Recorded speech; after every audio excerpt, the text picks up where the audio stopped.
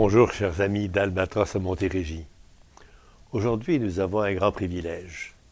Nous allons parler de mourir à la maison. C'est un sujet qui intéresse un grand nombre d'entre nous, en particulier nos bénévoles qui vont travailler à la maison et qui accompagnent des familles qui vivent ce moment quelquefois difficile du départ d'un des nôtres. Et pour discuter de cela, j'ai invité une personnalité québécoise assez spéciale. Je dirais que Madame le docteur Deschênes est probablement la personne qui a le plus d'expérience au Québec sur le mourir à domicile. Elle a dirigé une équipe de soins qui, dans la belle ville de Verdun, pendant plus de 25 ans, a contribué à faire de Verdun l'endroit où c'était le mieux organisé au Québec pour mourir à la maison. Et donc, Geneviève, je vous souhaite la bienvenue. Merci. Je vous souhaite la bienvenue avec beaucoup d'intérêt parce que je suis impressionné par ce que vous avez réussi à faire et surtout par l'actualité de votre message, qui est on ne peut plus actuel aujourd'hui.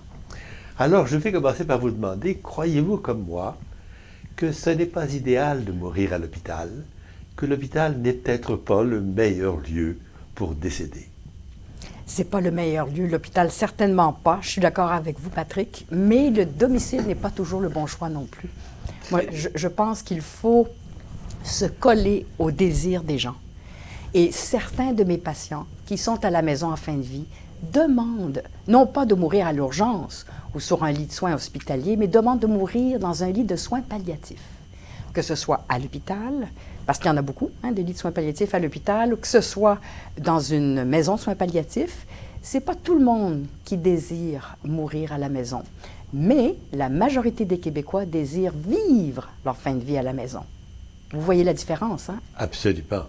En d'autres termes, on vit sa fin de vie à la maison avec les soins appropriés, et puis si à un moment donné il faut plus, eh bien on va se tourner vers une autre solution, une solution alternative, si le domicile n'est plus possible. Et le domicile, soit qu'il n'est plus possible, soit qu'il n'est pas désiré par les proches ou le malade lui-même. Et ce que j'aimerais, c'est qu'au Québec, et ce n'est pas fait encore, que le patient, celui qui est en fin de vie, ait le choix. C'est tout. C'est tout ce que je rêve. Et on regarde les études, 70% des Québécois désirent vivre leur fin de vie à domicile, mais on ne respecte pas ça du tout. Alors, j'aimerais bien qu'on puisse offrir ce choix-là et que jusqu'à la dernière journée de vie, que la personne en fin de vie sache qu'elle peut choisir. J'aimerais ça. Alors, si elle peut choisir, il faut quand même qu'elle choisisse de bons soins à domicile.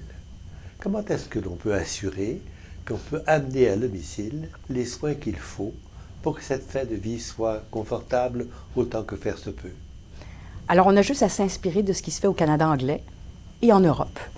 Depuis 30 ans, les autres systèmes de santé ont mis en place des équipes palliatives à domicile qui prennent toutes sortes de noms, toutes sortes de formes, mais qui sont toujours basées minimalement sur un duo.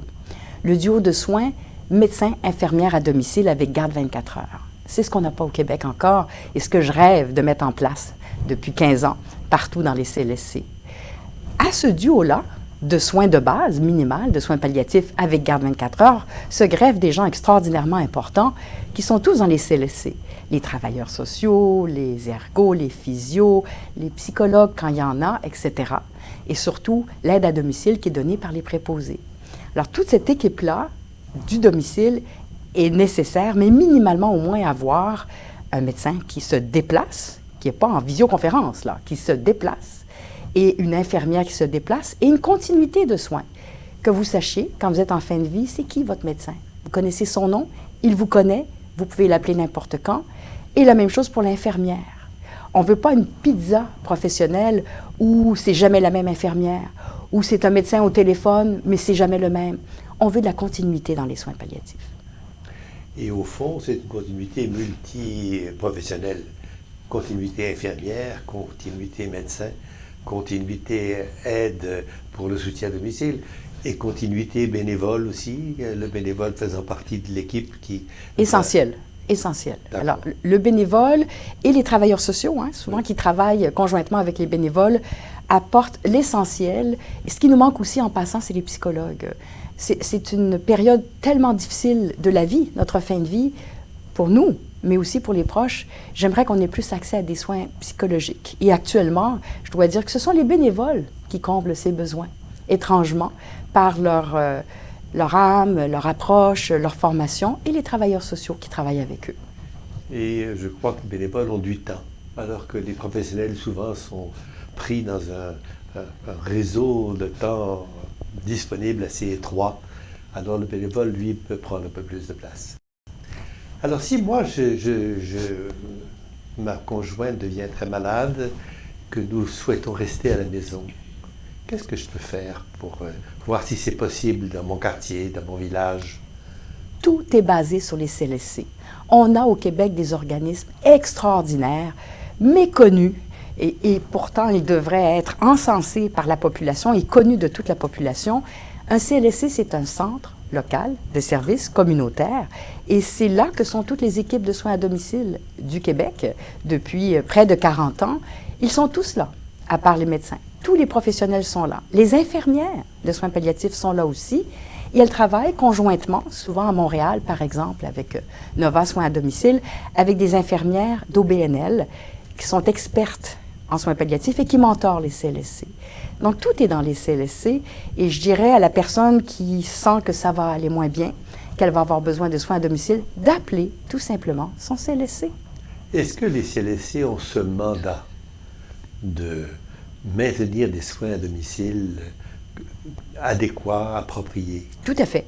Tout à fait. Ils l'ont partout dans Ils n'ont pas le budget, mais ils ont le mandat. Donc, les mots sont là, les écritures sont là. Mais on sait qu'au Québec, au Canada aussi, mais c'est pire au Québec, on a renversé la pyramide d'argent donné aux soins de longue durée. Ailleurs, les soins de longue durée, les 2/3 sont pour le domicile, hein, les milieux de vie, et juste 1/3 pour les établissements, dont les hôpitaux. Au Québec, on est hospitalo-centré. Grand mot qui veut dire que les Québécois pensent encore, et ceux qui les gouvernent, que tout doit passer par l'hôpital pour être de qualité. C'est faux. Fait que donc, les budgets qu'on a en première ligne dans les CLSC sont bien inférieurs à ce dont on aurait besoin parce que l'argent est dépensé beaucoup dans les hôpitaux pour des patients qui ne veulent pas y être. Alors, très bien. On vient de se dire que le domicile, c'est un lieu qui peut être un lieu approprié. Supposez que je suis devenu un très vieux monsieur, comme je suis déjà un peu. Mon épouse, dont je parlais tout à l'heure, malade, qui ne l'est pas dans la vie, mais elle a besoin de soins à domicile. Est-ce qu'elle a besoin de soins palliatifs à la maison? Est-ce que ce couple de vieilles personnes que je suis a des chances de pouvoir faire ça? Est-ce qu'il y aura assez d'aide pour que je ne sois pas la seule personne 24/7 à m'occuper d'elle? Alors, il faut faire la différence entre l'aide et les soins à domicile. L'aide à domicile, pour le moment, pour les raisons que je viens de vous donner, le sous-financement des CLSC, elle est minimale. On ne peut pas offrir, par exemple, 8 heures par jour, 7 jours semaine pour vous aider, vous, vieux monsieur, parce que vous êtes fatigué, à garder votre conjointe malade à la maison. On peut donner 2 après-midi, 3 après-midi, mais certainement pas 8 heures par jour, 7 jours semaine à tous ceux qui en ont besoin, et c'est fort dommage. Et c'est là qu'il faut vraiment commencer à renverser la pyramide de financement. Il y a des choses que les CLSC offrent déjà, l'aide au repas, l'aide au lever et au coucher, habillage, soins d'hygiène, gardiennage 1, 2, 3 après-midi, mais c'est tout. Et souvent, dans la fin de vie, les derniers mois, surtout les dernières semaines, vous auriez besoin, vous, comme vieux monsieur, d'avoir beaucoup plus. Oui. Il y a d'autres systèmes que les CLSC peuvent mettre en place, chèque emploi-service, où vous en payez une partie, si vous le pouvez, et le CLSC en paye une partie, et là, vous recrutez quelqu'un de votre côté. On peut vous aider pour avoir un peu plus de continuité, donc une aide à domicile. Ça, c'est pour l'aide à domicile. Donc, repas, hygiène, gardiennage, etc. Mais les soins à domicile sont essentiels aussi. Alors, on fait une farce, nous, au CLSC de Verdun. Il y a des CLSC qui n'offrent pas de soins palliatifs à domicile. Nous, on le fait. On dit toujours, ces CLSC-là, ils ont de l'aide à domicile et donc le patient va arriver tout propre à l'urgence. Parce qu'il aurait eu des soins d'hygiène, mais il n'avait pas d'infirmière dédiée aux soins palliatifs et il n'y avait pas de médecin du tout dans l'équipe du CLSC. Donc, c'est les 2 roues du carrosse des soins palliatifs. L'aide à domicile et les soins à domicile. Infirmière, médecin, minimalement. D'accord. Donc, au foncier, il n'y a pas de soins à domicile. C'est un peu illusoire de penser que l'on puisse véritablement faire un grand bout à la maison et peut-être même de mourir à la maison comme beaucoup le souhaitent. Vous allez être surpris, Patrick. Les 3/4 de nos patients qui sont en soins palliatifs ne demandent pas d'aide à domicile du tout. Non, je parle de soins à domicile. Ils ont besoin de soins, c'est Voilà. ça. Mais les gens pensent souvent que la fin de vie, que toutes les familles, tous les proches ont besoin beaucoup d'aide à domicile. Ce n'est pas le cas. Beaucoup de familles préfèrent s'en passer ou estiment ne pas en avoir besoin d'aide à domicile. Mais par contre, vous avez raison, les soins à domicile, 100% des gens en fin de vie ont besoin d'avoir un suivi infirmier et médical à domicile. Et c'est ce message-là, je pense, qui ne passe pas au Québec. Cette espèce de pensée magique qu'on a peut-être encore collectivement, qu'on meurt en santé, qu'on meurt sans souffrance, qu'on n'a pas d'essoufflement, pas de douleur, qu'on n'a pas besoin à 2 heures du matin d'appeler un médecin parce que ça fait mal. C'est pas la réalité. La réalité, c'est que les derniers mois de vie peuvent avoir leur lot de souffrance, qu'elles se soulagent très bien à domicile, à la condition d'avoir 24 heures sur 24 accès à une infirmière expérimentée et un médecin expérimenté en soins palliatifs à domicile, pas des gens d'hôpital.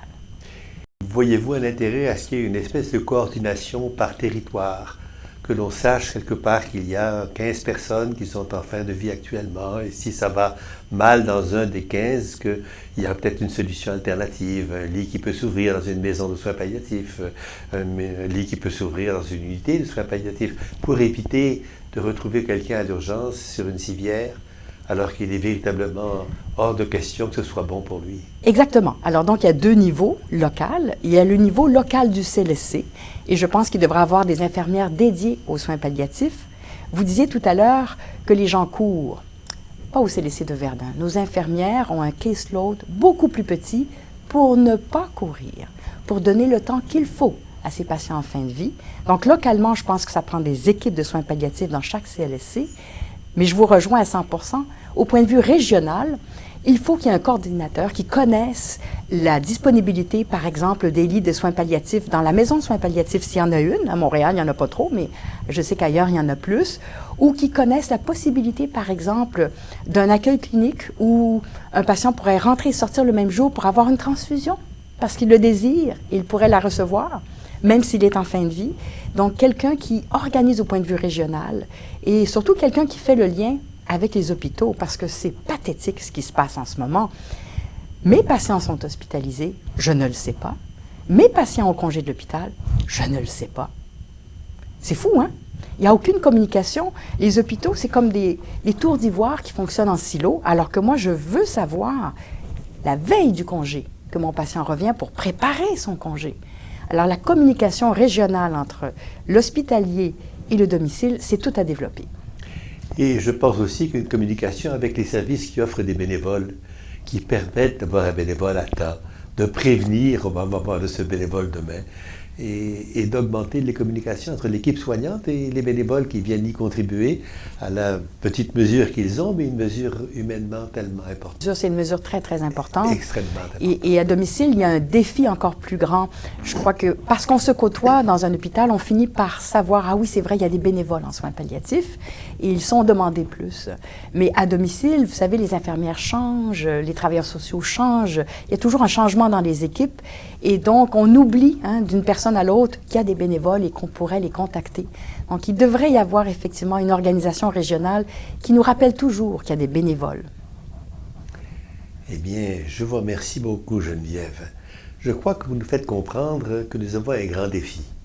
Celui d'organiser ce tandem accompagnement et soins à domicile le plus longtemps possible. Et que ceci va permettre aux gens de rester eux-mêmes, dans leurs affaires, avec les leurs, vivant relationnellement, et de n'être pas, parce qu'ils sont malades, devenus tout d'un coup un étranger sur une civière à l'urgence, attendant des soins qui sont des soins faits pour maintenir la vie, mais qui ne sont pas des soins de confort palliatif appropriés. Vous voyez que nous avons un grand défi. Nous avons une excellente médecine de pointe. Nos hôpitaux sont formidables.